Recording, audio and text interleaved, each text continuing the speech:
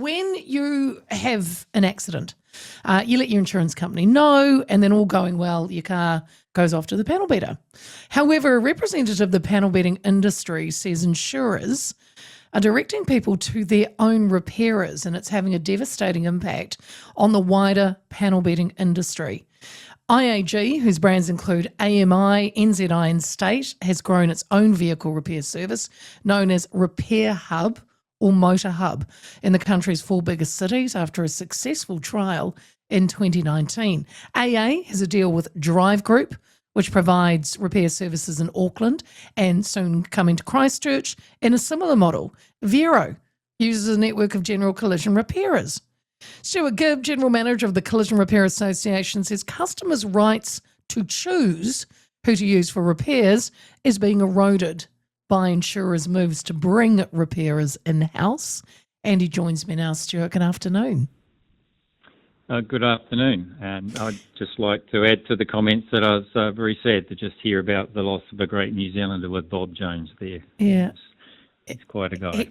He was quite a guy, wasn't he, Stuart? I always remember, there's a lot of stories, but it always made me giggle that time he was removed off an Air New Zealand flight because I think he didn't want to listen to the safety video. Who wants to listen to that safety video? But yeah.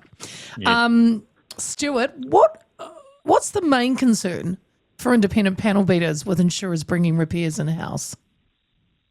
Well, probably I'd just like to say that this was really motivated by the fact that the public were ringing us and contacting us to say, look, we had an incident and we wanted to go to our panel beater that we'd used all these years, and we were told that we couldn't use them. So people were being directed away from their panel beater of choice, really. Yeah. And it reflects the fact that the insurance companies, as we said, the two main ones, because the market is really 75-80% between two companies. They have a lot of different brands, but they have their own manufacturing, their own repair facilities now, and so they're directing all their customers to their own facilities. And in fact, their terms and conditions and certainly the ones we've seen specify that they will choose who does the repair, and if you're not happy, we'll just cash you out, and there's a bit of a fish hook on that as well. Yeah, Stuart, can I ask you about that, because, and I'm glad you mentioned it, you've said this change has been implemented without any notice, pointing out that many of us don't read our T's and C's with our renew our insurance. So you're saying they've kind of slipped it in, and we're kind of none the wiser until we need to get our car fixed. That's right. The terms and conditions sort of specify it, and we've been rung by people frequently that sort of see that we've got something to do with it, just complaining about the fact, as well as actually our repairers that say that even though they may have an agreement with the insurance company to be a certified repairer, their customers being steered away from them to their own facilities. So that was what that raised the concern. And if you look on the terms and conditions, they have changed depending on the company and the policy, but you can see there that it says that we'll choose, as I mentioned, and if you're not happy, then we'll cash out. And what's wrong with that, cash out Stuart? Incidentally, well, the problem with that is that the assessor in the insurance company will make an assessment of the value of the repair.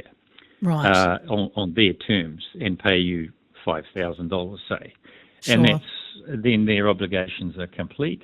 However, you then go to a repairer and they would assess it differently and use different costs. And so you can find that it might cost you $6,000 for that job that the person thought they were going to be fully covered for. So we've had a number of complaints from people around those situations too.